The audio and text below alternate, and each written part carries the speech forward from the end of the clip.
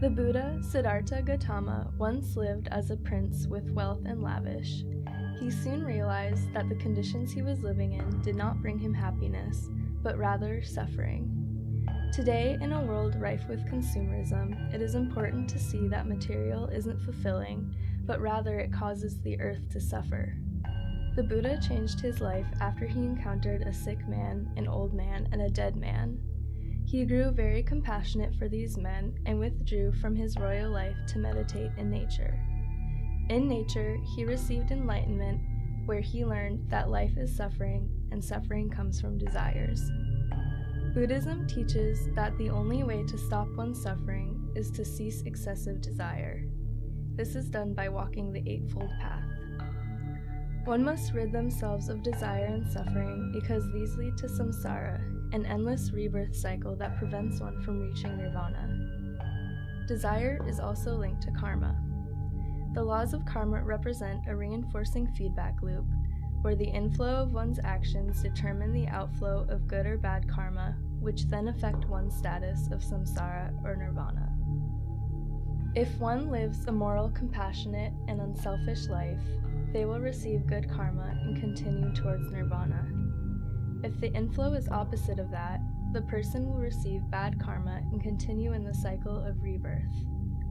The life and teachings of Buddha from thousands of years ago are still relevant and applicable today. In this anthropocentric era, humans have a vast and irreversible impact on the planet, and most choices made by humans have been detrimental to the planet's future. Today we are suffering the ecological consequences of capitalism and consumerism. Humans easily become fixated on the short-term success of consumerism rather than long-term sustainability. Buddhism provides a lens focused on the suffering of the earth and gives many solutions in practice. Tenets of an ecological imaginary blossomed through the life of the Buddha. The process of samsara, karma, and the Four Noble Truths and eco-karma are considered to be interconnected in Buddhism. Buddhist eco-karma is the first step in solving the ecological crisis. An eco-justice movement, the Padayatra pilgrimage, exemplifies the relationship between eco-karma and feedback loops. His Holiness, the Galawang Drukpa, along with others on this pilgrimage, trekked across the Himalayas to spread the message of ecological compassion for the earth and called attention to the effects of pollution on underrepresented communities. Because Buddhists are primarily concerned with human needs, the practice of eco-karma is something that can help achieve the end of suffering and escape the reinforcing feedback loop of samsara.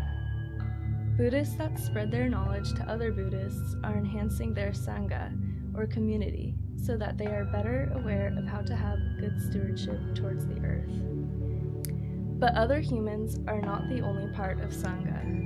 Nature as well coexists in the notion of sangha, which further amplifies the importance of stewardship to one another, including the environment. Being aware of one's ecological footprint is a way that we can all practice good eco-karma.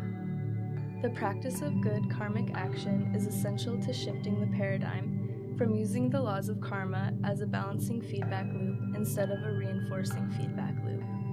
By doing this, an individual's inflow of actions, whether good or bad, is stabilized by the good or bad karma that is flowing out. If an individual is striving to reach enlightenment and nirvana, they will reevaluate their poor actions. This means that karma should be used in a reflective way to keep an individual moving toward the desired state of enlightenment and nirvana, instead of the samsara cycle. Just as Buddhists strive to be enlightened and reach nirvana through good karmic action, they should aim to keep the earth in pristine shape by adhering to higher ecological standards. Today, people all around the world need to learn from the teachings of the Buddha and modern Buddhist environmental justice movements like the Padayatra. Shifting the global paradigm from negligent consumerism and industry to a focus on environmental sustainability and conservation is a huge step towards environmental justice. Using Buddhism as a means of shifting one's personal views is an easy first step. Through following the tenets of Buddhism and using the Buddha's life as an example, humans can become compassionate towards planet Earth.